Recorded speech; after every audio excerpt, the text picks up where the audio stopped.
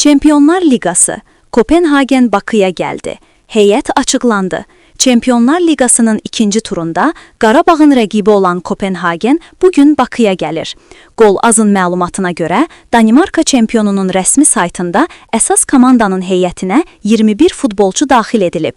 Dominik Kotarski, Munaşe Garananga, Gabriel Pereira, Pantelis Hatsidiakos, Viktor Claesson, Yusufa Mokoko, Muhammed El Yunussi, Jordan Larson, Lucas Lerager, Rodrigo Huescas, Marcos Lopez, Robert Silva, Junmusuke Suzuki, Mats Emil Madsen, Yoram Zague, Birger Meling, Thomas Delaney, Elias Achuri, Alex Runarsson, William Klem, Oscar Buur.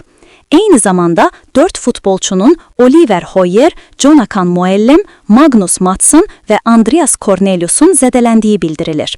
Qeyd edək ki, oktyabrın 1-də Tofiq Bəhrəmov adına Respublika stadionunda keçiriləcək Qarabağ-Kopenhagen matçı saat 20:45-də start götürəcək.